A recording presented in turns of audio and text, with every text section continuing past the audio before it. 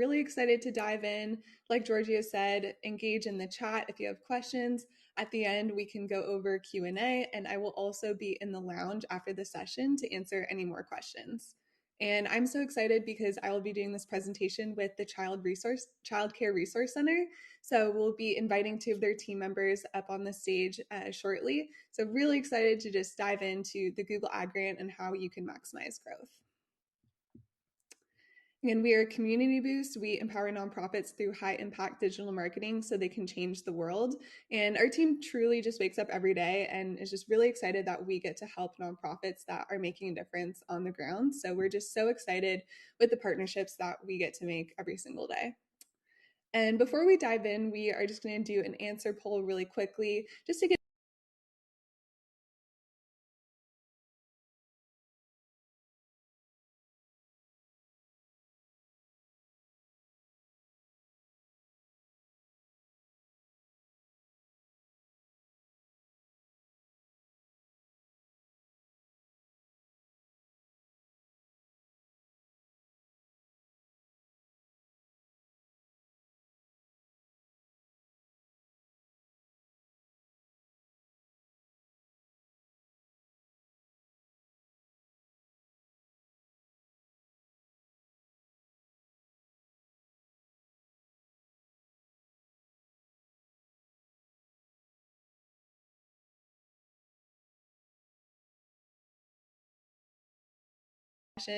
and our team is always available to talk after Nonprofit Ad Day to really help you strategize for your nonprofit. Okay. Well, thank you everyone for answering the poll. We'll go ahead and get started. We have a lot to pack in here. Again, my name is Emily. I'm the digital supervisor of search at Community Boost. And yeah, I just love the aspect of creativity and data analysis that you get in Google Ads. And I love that I get to do it for nonprofits. We will also be having two members of the Child Care Resource Center joining us in this presentation, Yesenia, who's the social media marketing specialist at Child Care Resource Center. And we'll have Kristen, who's the marketing and advertising supervisor at Child Care Resource Center. We'll be introducing them when they come up on the stage, so you'll get to know them and learn a little bit more about their organization and how they use the Google Ad Grant to further their results. So in terms of the agenda, first we're just going to go over Search Ads 101. We're going to go through the basics.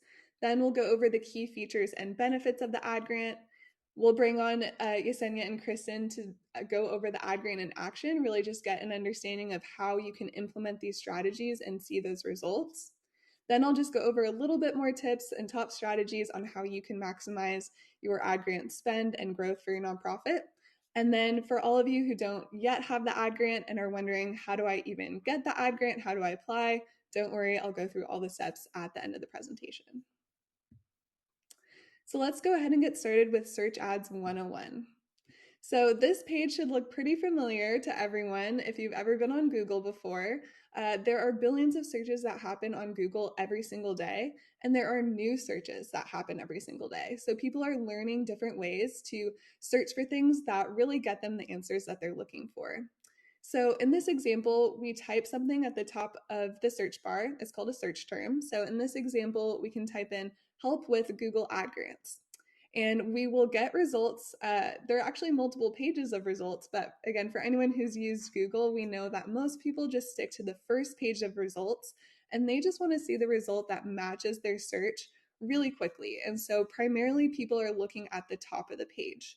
And that's where search ads come in and are really helpful because we can see the organic results that show below on the first page, which are also really important. We definitely recommend that you try to improve your SEO and your organic listings so that you can show up more consistently on the first page through SEO. Definitely recommend that. But while you're working on your kind of longer term game with SEO, bringing in Google Ads is really helpful to kind of jump to the top of the page more quickly. And so you can see the difference in the search ad. It has a little indication of an ad in the upper left-hand corner. It's an opportunity for you to just get more brand awareness and get people to click on an ad, get to your site, drive website traffic so that they can then take the action that you're looking for. And this just zooms in on a Google ad. So we have the opportunity to really, again, match what people are searching for with our ad copy to just make it very hyper relevant.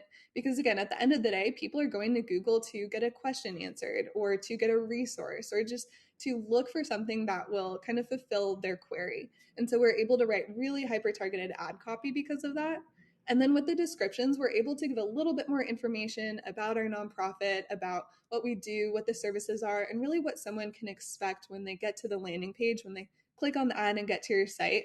What can they really hope to learn or accomplish or achieve? So now let's dive into some of the key features and benefits of the Google Ad Grant specifically. So one of the top features of the Google Ad Grant is that it works well with others. So it's really easy to link to other Google products because of Google Ads, Google Analytics, and Google Tag Manager. They all work really well together. And so you're able to create conversion goals in Google Analytics and Google Tag Manager to track actions on site. And you can actually import those into Google Ads and you can see the results that are happening from your ads. So you can look at metrics like impressions, which indicate how often your ads show on the search engine results page. You can look at clicks, which show how often people are actually clicking on your ad. But then you can also see what actions come from those clicks, which is really the most important part. And like I mentioned on the previous slide, Google Ad Grants and Google Ads really help you reach the first page of the search engine results page, which is just the Google page. And this is really helpful, again, while you work on optimizing your organic listings using SEO. It's also really helpful because it helps drive traffic to your site, and that can help build remarketing pools for other channels like display ads or YouTube or even meta ads. And so, we really want people to be taking meaningful action from our Google Ad Grants, but that's not the only benefit. It can also help other channels and really make your digital marketing strategy really cohesive. And the great thing is that it does not compete with your paid Google account. So, meaning the two accounts won't increase each other's bids, they won't compete and drive up prices against each other. So, you can have both a Google Ad Grant account and a Google paid account. Another key benefit of the Google Ad Grant is that it helps you determine site quality. So, a really key piece of quality score, which determines when and where your ads show on the search engine results page, is landing page relevance. So, this is just saying, are your keywords in your ad group also in your ad copy? And are those keywords also on your landing page? Is everything kind of all making sense together with the keywords and the ad copy and the landing page? Quality score is a rating that you get in your Google Ads account that can really just help you determine, is this landing page relevant for people that are getting to our site through Google? It can also help you understand site speed. And site speed is a factor that determines rank both organically and for ads. So you can have all the right keywords in your account, you can have great ad copy, but if your website is really slow and the user experience is poor, then Google actually won't show your ads as often and you won't rank as high because at the end of the day, Google is really user experience oriented. And so they want the user to just have the best experience once they click on an ad and get to a landing page. So it's really important to be thinking about factors like your website quality when you're trying to improve your Google Ad Grant account. And landing page experience describes whether your landing page is likely really to just provide an experience to customers who click on your ad and land on your website. So it's really just trying to understand, is this relevant for the Google user? The other great thing about Google Ads and the Ad Grant is that it blends manual work and machine learning. I know that's a really popular conversation right now as we're talking about AI, and Google Ads is in a really great spot where there is just a perfect amount of, again, that kind of machine learning and automation, but also still the touch of a person going in and making changes and that manual work that's required of a Google Ads practitioner. It blends really well. So two ways that that kind of plays out is with responsive search ads. So, responsive search ads are the primary ad format in Google Ads. They allow you to have control over ad copy while letting Google Ads organize the order of headlines and descriptions for each auction, basically each search. So, in the example to the right, we can see there's a bank of up to 15 headlines and up to 4 descriptions. So, again, you write that ad copy, you have control over it, but depending on what the search is and who the user is, Google can reorder those to just make it the most relevant ad possible. The other area that Google Ads uses machine learning is in smart bidding strategies. So those use machine learning to optimize for either conversions or conversion value, which basically means they optimize for actions that are happening on the site and also revenue, if that makes sense for your goal. So those could be the conversions could be things like donations or email signups or volunteer signups or downloads of a lead magnet. And then conversion value could be either donation revenue, or if you have a shop, it could be shop value. So using smart bidding is really essential. I mean, it's basically a requirement at this point with Google Ads. If you're not using smart bidding strategies, you are really missing out. So that would be definitely my top tip of the day. And so these two working together really just allow you to use the best of manual work and machine learning together. Okay, so now I'm really excited. This is the meat of the presentation. I really am just excited to bring up Yesenia and Kristen from the Child Care Resource Center, and we'll get to go through just learning more about their organization, learning more about the results that they got through the Google Ad Grant, and how it plays a part just in their overall marketing strategy. So let's welcome them up here. Hi, my name is Christine. I'm the marketing supervisor at Child Care Resource Center. Hello, welcome. Thank you for having me. Hi, I'm Yesenia. I'm the social media marketing specialist at CCRC. Perfect. Yay. Thank you so much for joining us. We really appreciate it. I think first, just want to get a background about Child Care Resource Center. Would you just tell us a little bit about your organization and your roles and kind of the day to day? Yeah, so Child Care Resource Center actually started out by a group of volunteers, a group of mothers that were questioning quality of childcare. And this was about 50 years ago. So the agency has been around for 50 years.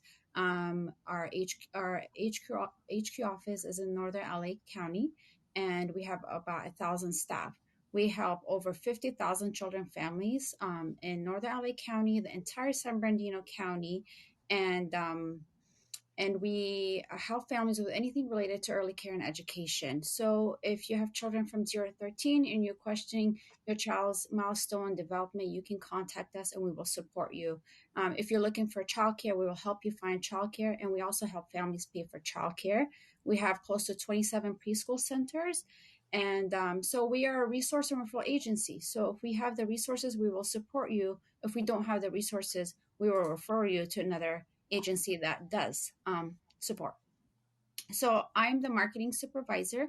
I supervise a very small team, and I supervise all the large scale marketing for the agency. And this includes radio, billboards, TV, social media, and yeah, and buses. And what else did we do? Grocery stores, everything you can think of from print all the way to digital.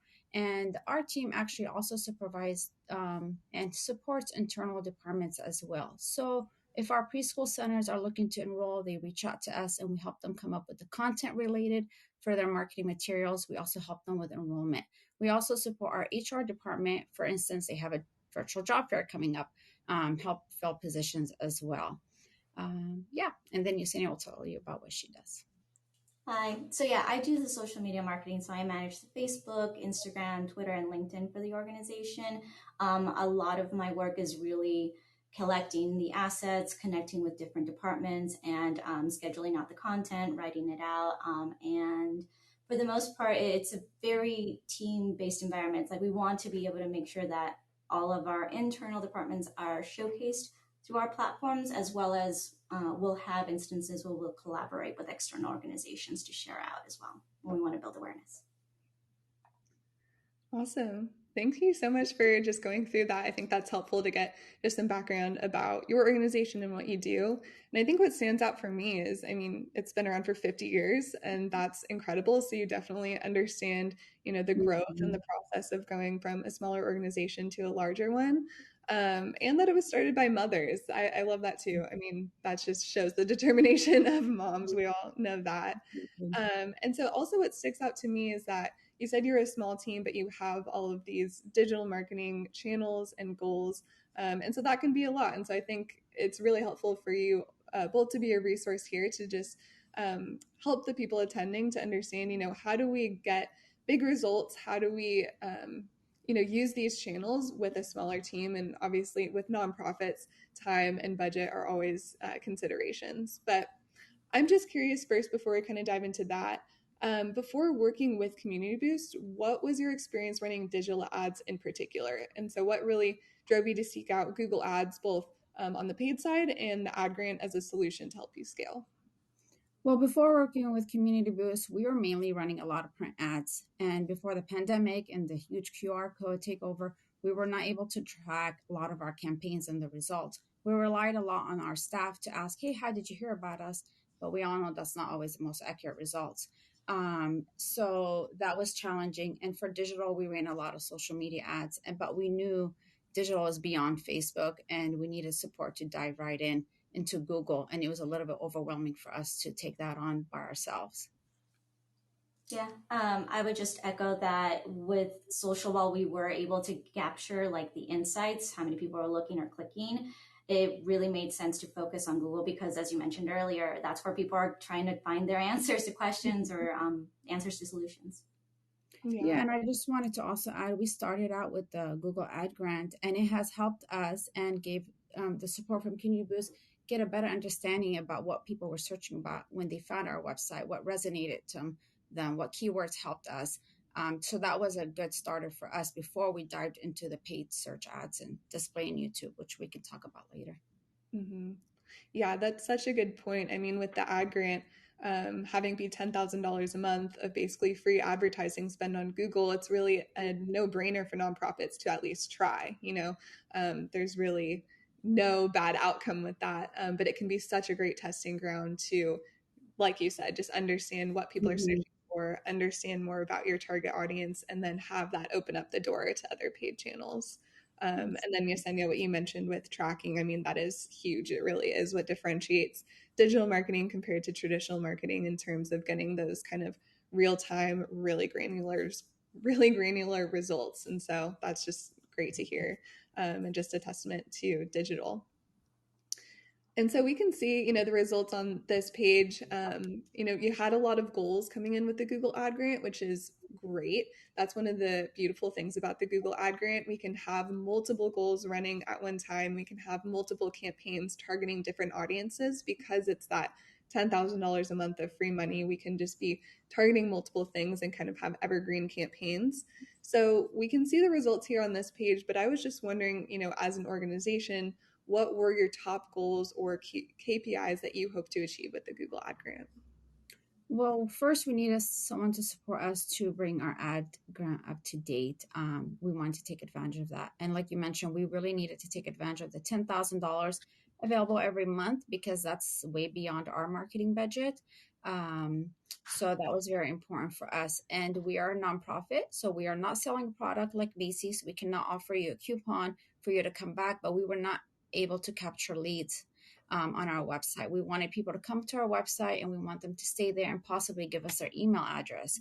So having our website be our digital home, our Google Ad Grant has allowed people to visit our website more, possibly sign up for our e-newsletter, and then we were able to communicate with them bi-weekly or bi-monthly. We're able to send out resources, maybe download a booklet. Here's an event coming up. Here's a free training coming up. Sign up. So we're able to keep the communication relationship going with them. So that was very important for us versus before we're just placing ads and we were not able to have a communication or resonate with any of our potential clients.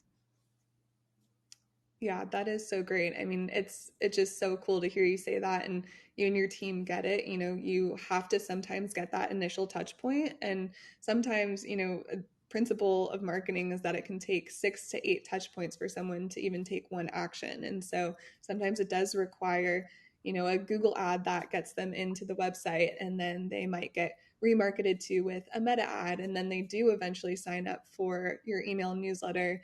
They might get 3 emails before they even do something like submit a lead form or make a donation. So it is a long-term game, but if you have multiple channels working together, it definitely can help shorten that time period. So that's just really cool to hear you say that as well. Exactly. Okay, perfect. So we've talked a little bit about having the ad grant account as well as a paid account. And so we can dive into that a little bit more. I'm sure people might have questions about the difference between the two. But for now, I'm just curious, do you have anything else that you wanted to say about the success of running both the ad grant account and the paid account together, or just how Google Ads plays a part in your overall marketing strategy? I can say recently we had a huge campaign that we needed to enroll a lot of families in, and definitely having the Google Ad grant and the Google Paid account has helped. We created a pop-up form, an interest form on our website. And as we know, everybody's busy and people don't have a lot of time. Their attention span is very low. So allowing people to just give us their first name, last name, and email, say, hey, I'm interested, but I don't have time to call or email, but you go ahead and send me the email address. Our lead gen form that has helped us capture a lot of leads, and it has definitely helped us meet our goal for the whole agency. We definitely give credit to Google for that. And also having the support of Community Boost with doing Google paid ads on YouTube. It has helped us increase our subscribers, our channel subscribers, and where everybody's now paying attention to videos way more than reading an article or reading an email. So it has helped us with our YouTube channel for sure. Anything else I'm missing, Yesenia? No, I think you hit it. I think what's brilliant about having both of those is that it also works in conjunction with all of the other marketing avenues that we do. It's like you Mm-hmm. have to have those 7 touch points before, like you mentioned earlier, you want to move forward with something. So it's not always like right front and center. It could be just off to the side. So I think it blends really, really well. And it's helped us just in general look at our, for me personally with social, I would look at the results that Google was coming up with, and then maybe I would take those top key terms and utilize them on my ads to see if that increases or helps boost that. So I think it's a collective experience. So yeah. Mhm. Yeah, no, that's definitely one of my favorite pieces about Google Ads. It is so interesting to look on the back end and look at what's called a search term report. And so just seeing, yeah, what people are actually Googling in order for your ads to show is just so interesting. I mean, of course, there's no personal information attached to it. You don't know who the person who's making the search is in particular, of course, like in line with privacy policy, but just to see the list of searches that are happening that Mm-hmm. trigger your ads to show, it can be illuminating because sometimes you can have keywords in the account that you think are super relevant. And then, like I mentioned before, there are billions of searches happening every single day on Google, and a lot of them are actually new searches every day. And so that can help you just get ideas outside of just looking at Keyword Planner and other tools. Looking at the search term reports can really help you get a good idea of new keywords that you can add to your account. And I think I just want to mention too, you both are so spot on with tracking and getting emails from people and getting that what's called first party data. So that's something that we have been talking about a lot at Community Boost with these new privacy policies, and just it becoming a little bit more difficult to retarget people just based on cookies or based on whether they visited your site or not.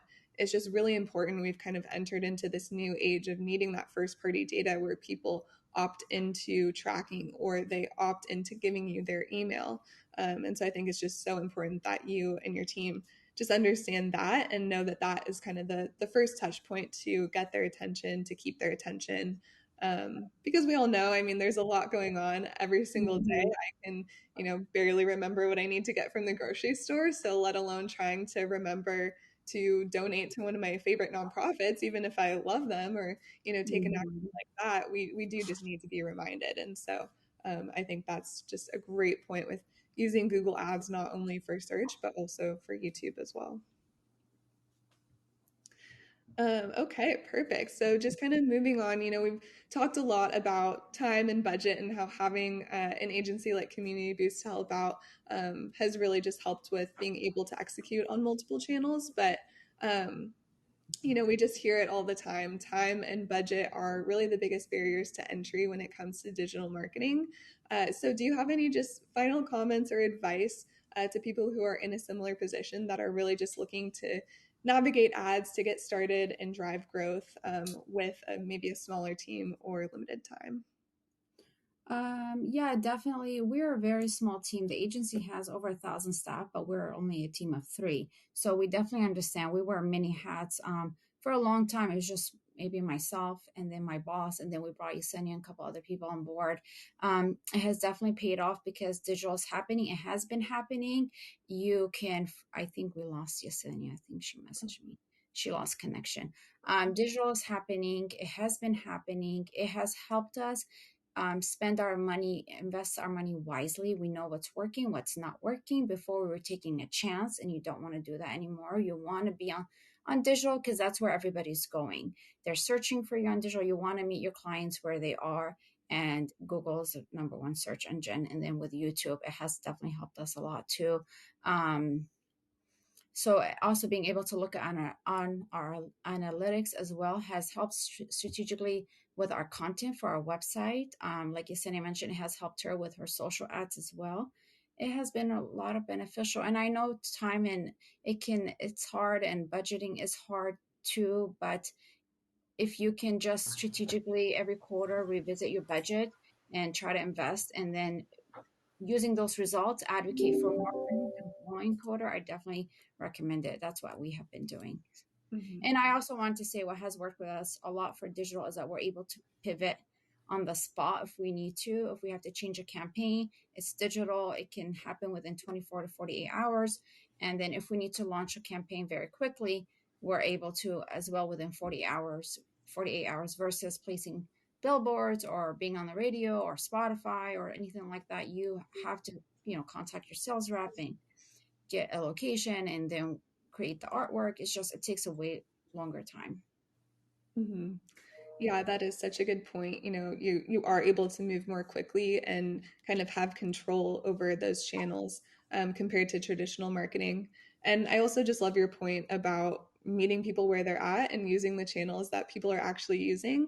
Of course, we've been preaching kind of having a variety here. And so not to say that using traditional marketing strategies is a bad thing, but, to only use that instead of digital, you're really missing out in terms of trying to capture people, especially if you're targeting a younger audience. They might interact with your organization different than an older audience, or just different demographics are on those different channels. And so it is just so important for nonprofits to adapt and understand what's actually working, compared to what they think will work. So I just love that point. Okay, awesome. Well, Yesenia, I know we lost you for a second, but Yes. luckily we got, most of that conversation covered with you on the call. So I'm really glad about that. But is there anything else that you wanted to just add to the end of the conversation about Google Ads, Ad Grant, digital marketing, or anything? I think it kind of goes along with what you were talking about, where you meet people where they are. It's like also just wanting to know what's resonating with people, because I am all for repurposing content. Just because you posted one blog once doesn't mean you can't share it out 3 or 4 or 5 different ways or times throughout the month or in the coming year, as long as it's evergreen content. So just looking at what's resonating with people, what's evergreen that you can create something and then just keep scheduling it out. So I appreciate and value what we learned through communities, through Community Boost, and through Google Ads and nonprofit. Yeah. No, that's great. That's so good because it saves you time, and it also can help with cohesion. If someone sees a Meta ad that has specific copy, and then they see that copy also in a Google ad, and then they sign up for email and see the copy, it's without being too repetitive, I guess, it can also just help them connect, especially if you have a certain campaign that you're running that has really specific messaging. It's like it just, reminds us in our brain, oh, I've seen that before, that brand, I recognize it, that messaging, that makes sense. We might not even be thinking about it consciously, but our brain will connect the dots there. So it saves time, and it can help you just have one overall tone or voice for your nonprofit. So that's a great point. Well, thank you so much to you both for joining us on Nonprofit Ad Day. This was such a great conversation. I think it's just really helpful to get just kind of a peek into the back end of things and how Google Ads and Google Ad Grants really works for a nonprofit. Just hearing it from yourselves. So thank you so much for joining us. We really appreciate it. Yeah, sure. Thank you so much.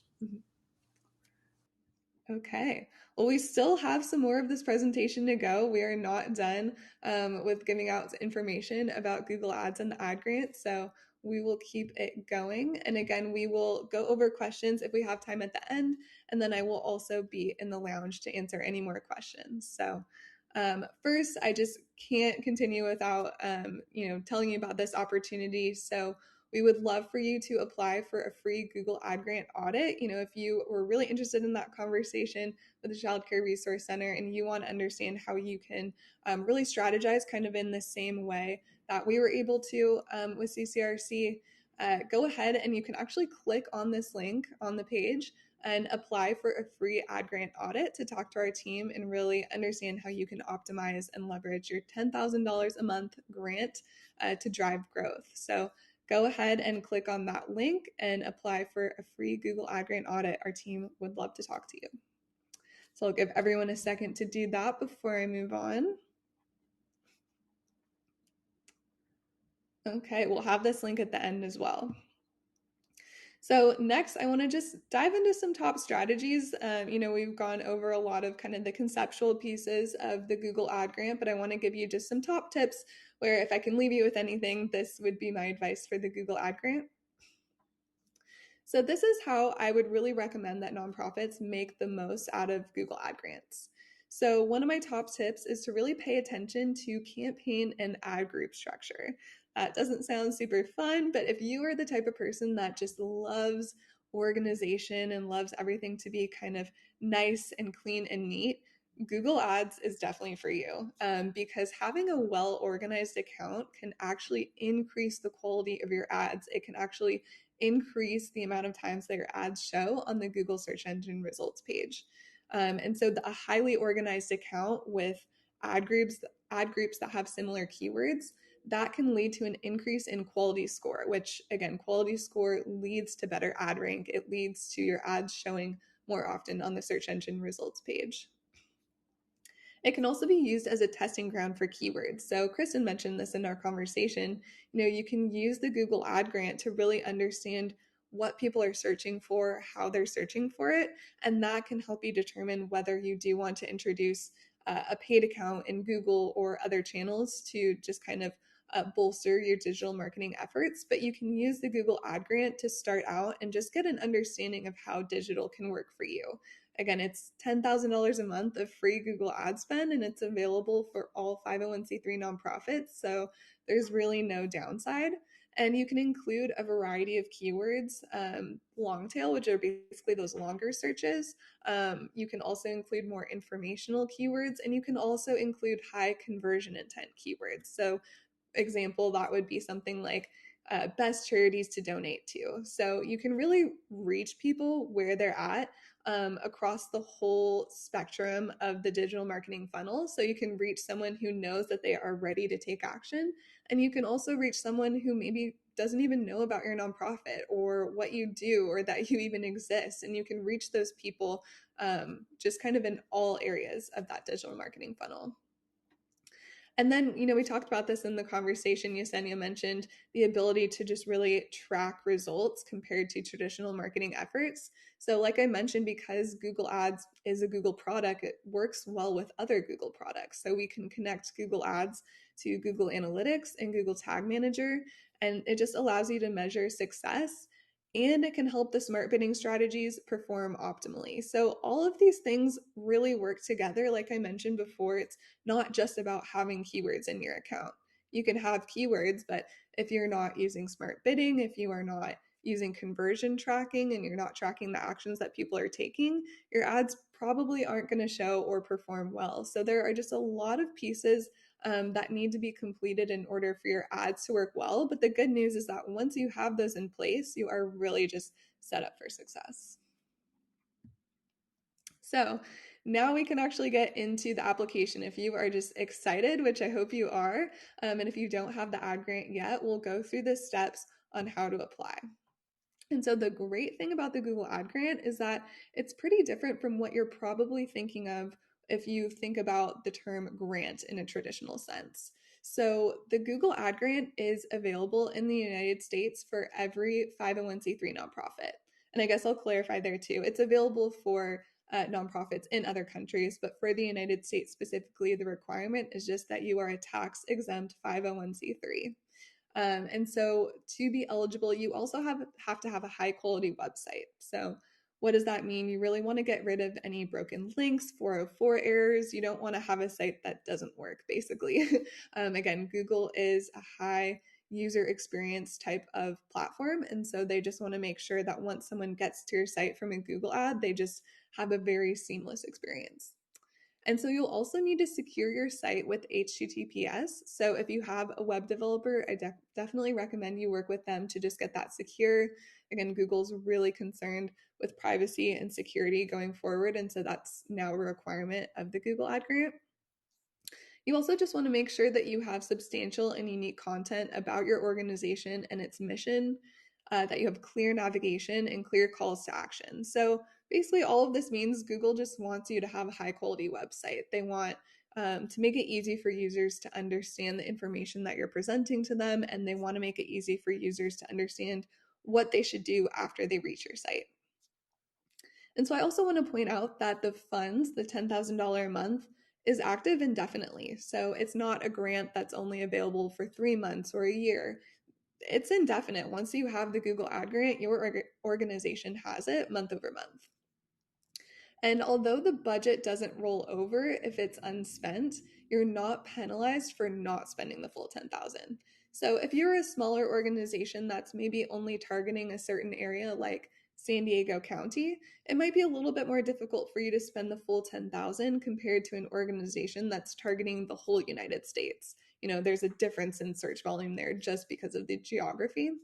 So I just wanted to note that you really just want to spend what makes sense for your organization, what searches you're going after, and who you're targeting. So Google gives you the $10,000 a month and it's there for you to use, but they are not, they won't penalize you for not spending the full 10,000. So you don't have to be as worried about that. Compared to a lot of traditional grants, there's just a lot of requirements in order to keep it going, but spending the full 10K is not one of them. And so I do just want to note that the following organizations are not eligible: governmental entities, hospitals and healthcare organizations, schools, and fiscally sponsored organizations. So these are the only ones that wouldn't be eligible. If you have a question about this, we can definitely go over it in the lounge, but my answer to most nonprofits when they ask me this about whether they should apply if they're not sure if they fall into one of these categories is apply. Do it. See if you get the Google Ad Grant.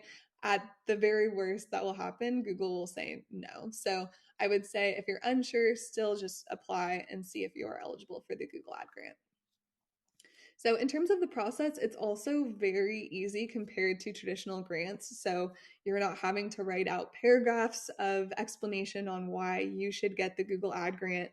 Again, it's not really a competition between nonprofits. The eligibility is just the simple fact that you are a 501c3 nonprofit.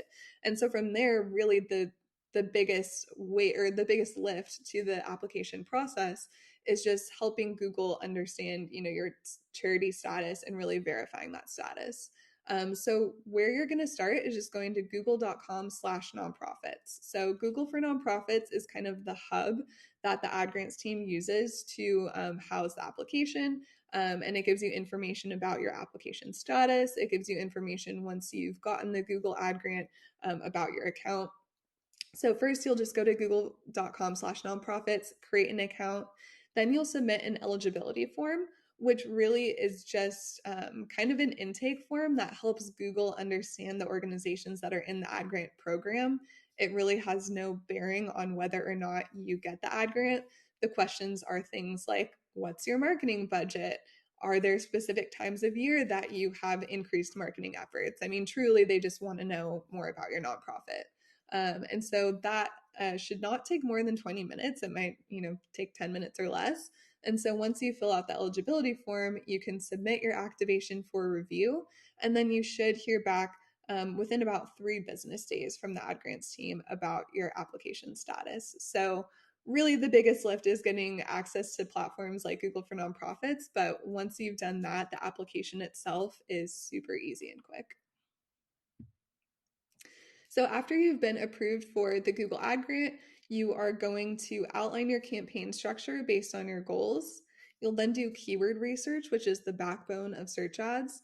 So you'll do keyword research to find searches that will trigger your ads to show.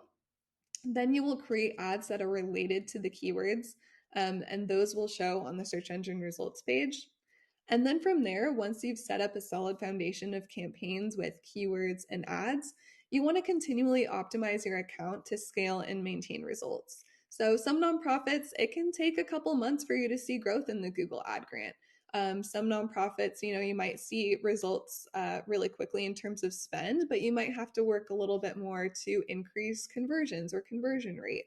And so we definitely, we say that Google Ads is not a set it and forget it platform. I don't think there really is a set it and forget it platform in digital marketing. And so it is important to be, continually looking at your account and trying to increase results and performance. But really, the biggest lift is going to be at the beginning when you are creating those campaigns. And then from there, you can just kind of check in and make changes on a monthly basis.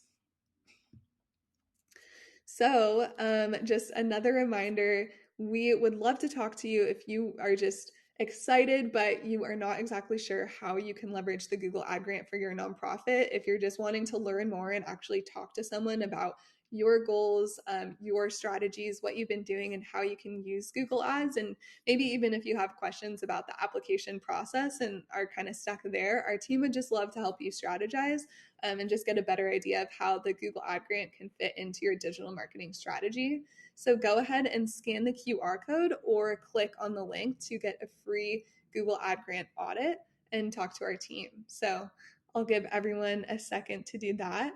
And again, I will be in the lounge after this to answer any more specific questions. Would love to just talk about your nonprofits individually and answer any questions. But I know this session was jam-packed with information. I hope everyone just got something out of it and enjoyed it and excited to be in the lounge to talk to you more.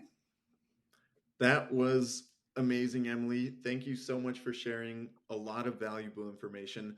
There was a lot of great information shared and a lot of great questions that were also asked that I definitely want to make sure we answer some. And yes, Layla, you guys will get the slides, so do not worry.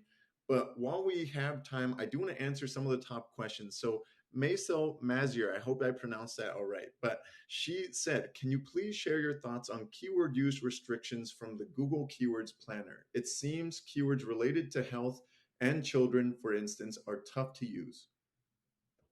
Yeah, Google has been a little bit more strict with the keyword results and keyword planner when it relates to kind of what they categorize as more sensitive topics.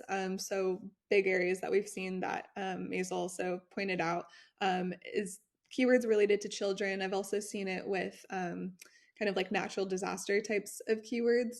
And so I do just want to note that if you do get that kind of limited results in Keyword Planner, you can still use those keywords in the AdGrant account. So you don't necessarily get the data that you're looking for in Keyword Planner, but they won't disapprove the keyword once it's actually used in Google Ads. And so there are some other tools like Google Trends you can use to understand. You don't get as specific of numerical data, but you can use it to understand the popularity and whether people are actually searching for specific keywords. And so that's also a Google product.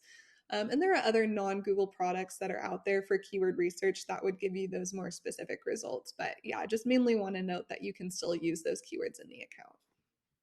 Awesome. Thank you. I do have one from Charlotte Lewis. Are ad grant ads deprioritized on Google and Bing versus paid ads? Mm-hmm. Yeah, that's a great question.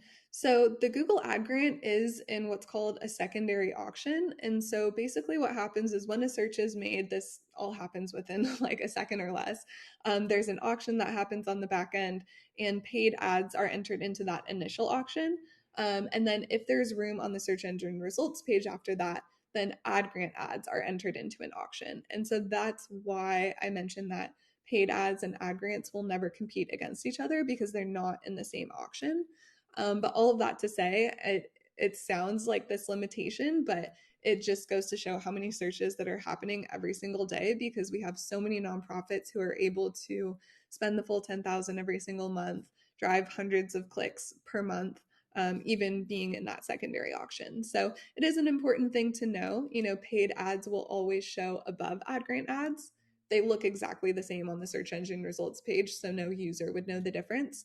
But that's why it can be important if you're in a more competitive area within the nonprofit world to have both a paid account and an ad grant account. Like the Child Care Resource Center, they have both running at the same time, and it really, there's not one that's better than the other. They just kind of work together really well and just bolster, the amount of times that you're showing up on the search engine results page. That's awesome. Thank you so much. I know we have one more question that I think we can fit in the next minute. Abby Branchflower. I love the name, by the way. That's a very unique name. She asked, does the link you use in your Google search ad have to go to your website, the one you inputted for the Google ad grant, or can you promote your events, etc., that might be hosted externally? Mm-hmm. Yeah, that's a great question. So, in a normal paid account, you can have websites or ads directed to websites that are hosted externally. But for the Google Ad Grant, you do have to only send ads to websites that you own, to domains that you own. So, if you own multiple domains, you can definitely send ads to different sites. But you do have to own it. So I think the biggest area where that comes up for nonprofits is if you have an external donation page.